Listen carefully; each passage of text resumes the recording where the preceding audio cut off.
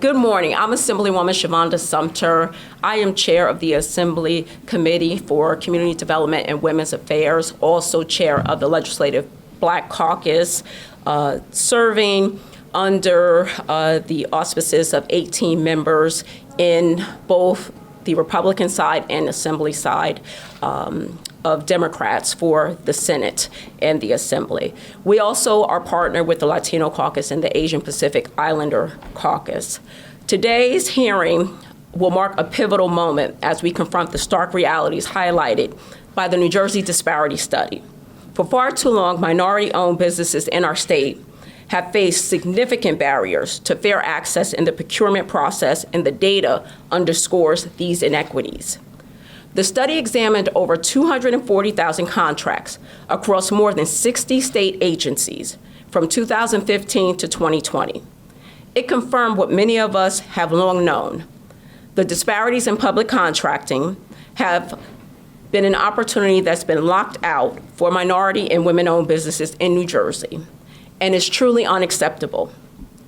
To address these barriers, it is crucial that state agencies, contracting units, and prime contractors adhere to clear criteria that demonstrates a good faith effort to increase participation by minority and women-owned businesses in state contracting.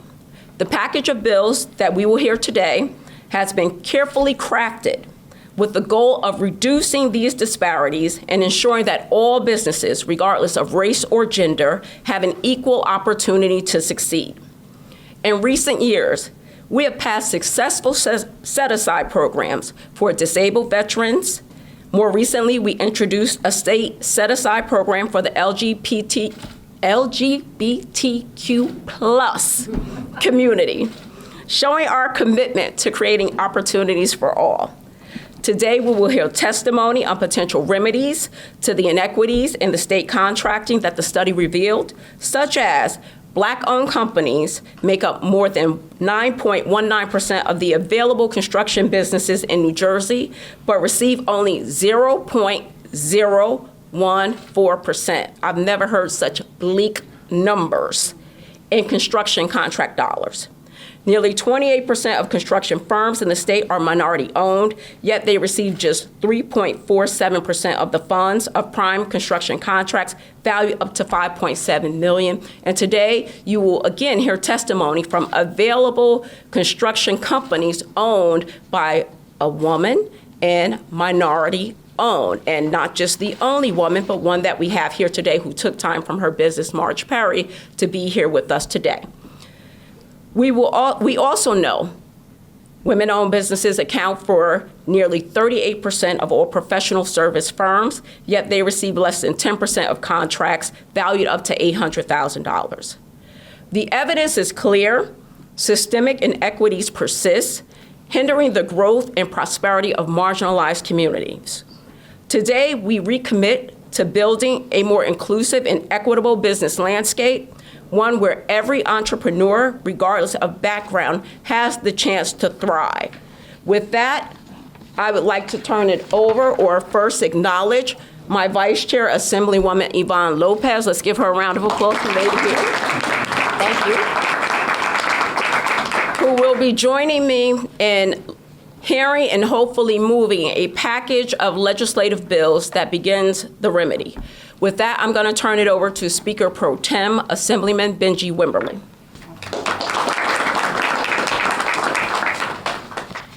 Good morning.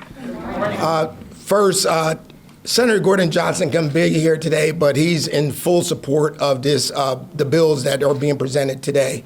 And as the joint co-chair with him with the Joint Commission on Economic Justice, as I sit and look at these bills, and I think something could say, I think of the late Senator Ron Rice and how I got involved with the Joint Commission on Economic Justice. And I think these are something that I think he's looking down at us, yes, going that we're doing the good work of the people of the state of New Jersey, the people who have been marginalized. And if you listen to those numbers that we just heard, we have to say that there is no justice at all when it comes to this situation.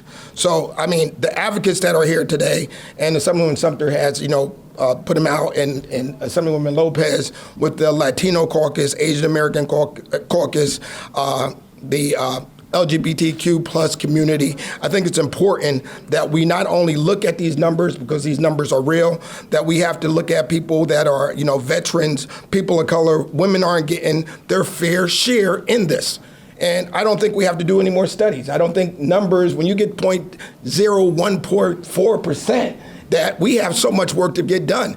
And at this point now, it's really not about talking about it. It's about moving these bills forward and making sure that there is justice.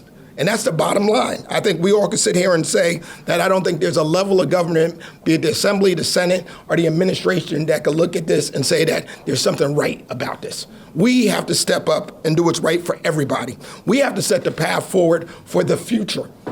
As we go forward to probably the most consequential election in our lifetime, things can change so quick.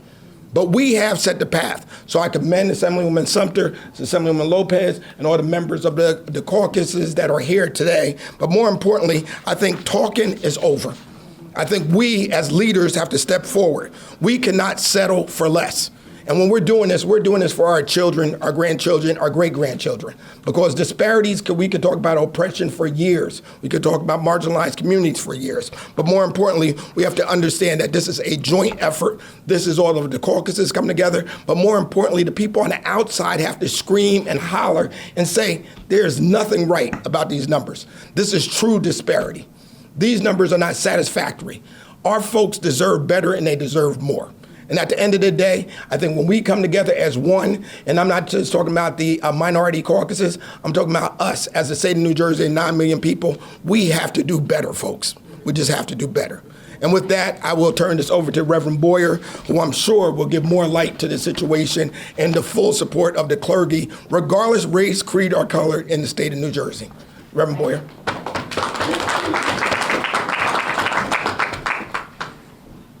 Thank you. I definitely want to echo exactly what Speaker Pro Tem Wimberly said. All of my colleagues that I've spoken to, black clergy all throughout the state, deeply troubled by this as it impacts our constituents, business owners, which sit in our pews Sunday after Sunday.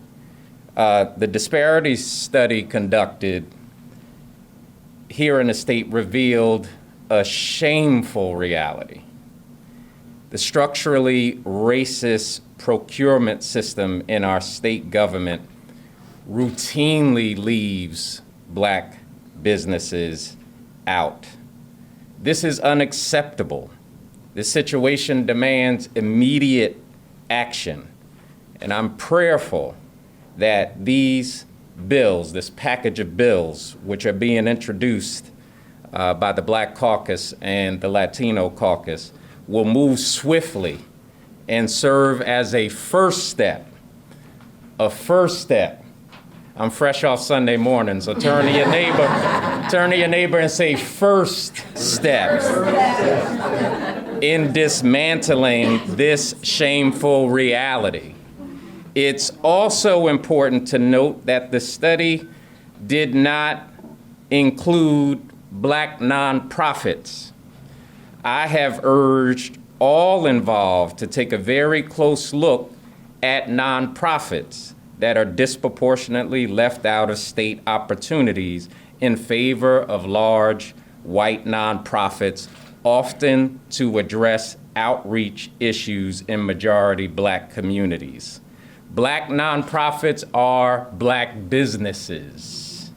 So I commend Shavonda Sumter, chair of the Legislative Black Caucus, and Benjie Wimberly for their leadership on these bills. Their dedication and commitment to addressing these disparities are commendable and second to none.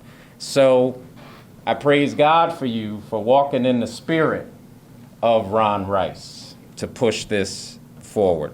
Additionally, I want to recognize the African American Chamber and its leadership and passion on these issues to move it forward.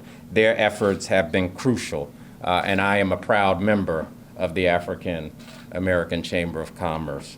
Let's do it, let's move, and it's a first step. Thank you.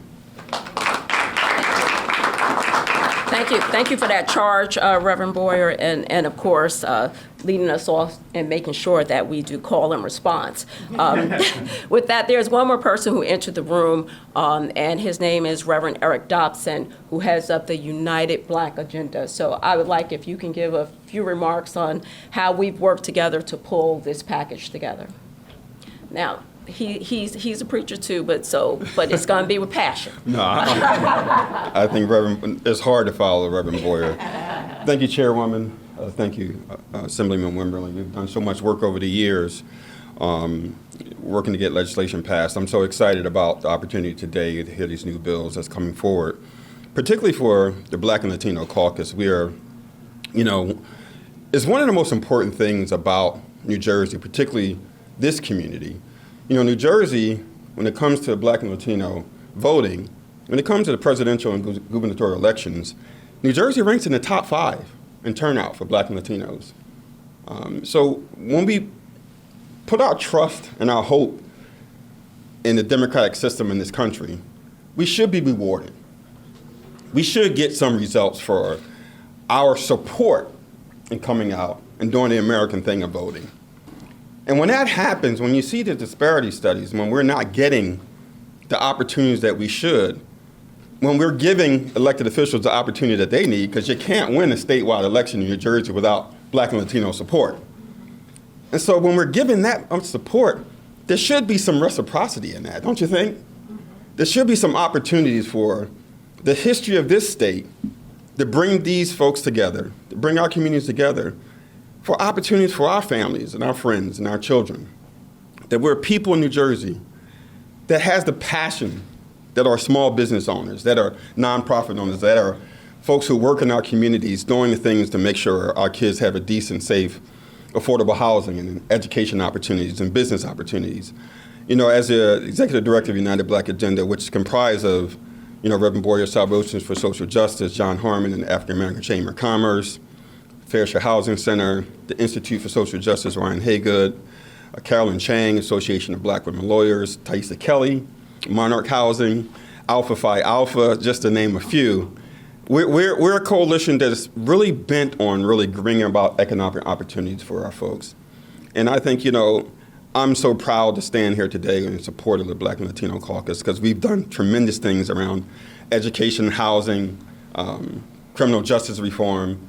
And today is a proud day for me to stand here and support what's happening because I know when Black and Latinos come together and support our elected officials, we should get that support back, some reciprocity. So I'm looking forward to the opportunity for the reciprocity to happen, that we can have the opportunity to grow and thrive in New Jersey. Thank you so much. Thank you. Thank you.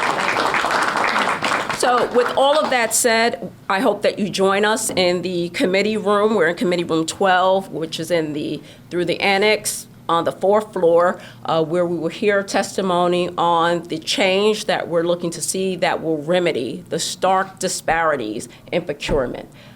Yes, I'll take questions. There we go. Thank you. for just a few moments, because I can't be late. I am the chair. Assemblywoman, perhaps Assemblyman Wimberly, could you talk a little bit about what's going on here? Is this a concerted effort to keep certain groups out of the loop?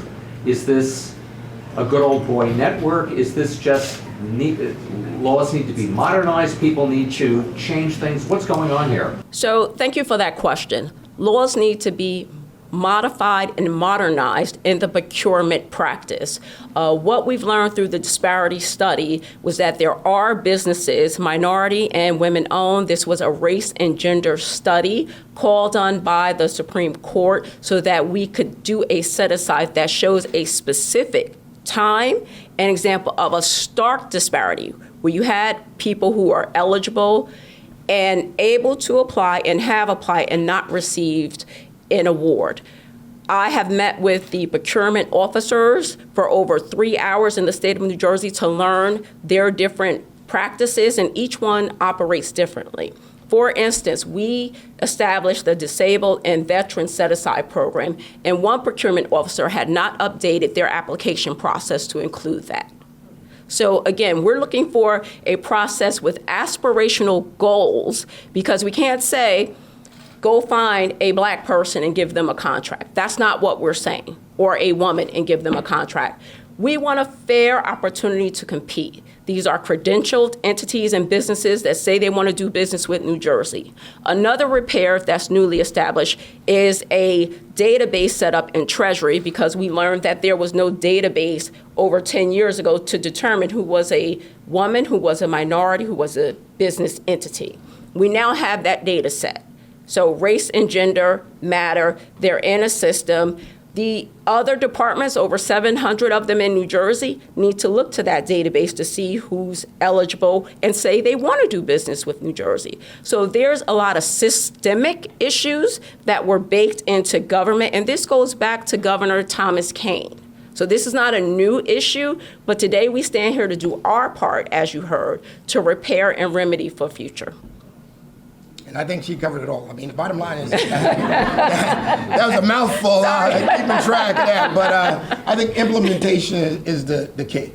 I mean, we could sit here and put every type of bill up, but if we don't implement things, from everything from housing to voting to education, it's all a null. But I think the one thing, I think the administration looked at it, and I don't think anybody wants to have a legacy of this type of thing. So I think you're going to see a major push from the administration as they go out, in this last year, saying that we cannot leave this type of disparity in place. And I wouldn't want that on my record. And I'm pretty sure Governor Murphy does not want it. And he's proven to be a good partner. And what's the genesis of the study? The genesis of the study was back in the 1990, give or take, because this is a Senator Rice issue. Wanted to do set-asides, and again, going back to a Kean administration where we knew there were not enough contracts with women or minority-owned businesses. Put a program in place, was taken to court. We lost the court battle because we had to have a study that showed that the statistics supported a set-aside program. And it did. It knew what we knew to be true. So now we have court evidence, data, and we'll continue. Some of the bills coming up today will have a regular frequency of studies to be sure that we continue to meet the mark in the future of disparity, to show why we should have set-asides and whether they're working or not. We've already seen evidence that the Veteran and Disabled Persons program is working. We're hoping that the LGBTQ plus program works. We have some corporate partners in here that we actually did a field trip to their site, because corporate is doing it right here in the state of New Jersey. With intention and focus, we know that we can see the change that should happen so that all New Jerseyans can thrive. Any other questions? Thank you so much for coming out this morning. I'll see some of you at our hearing. Thank you. Thank you.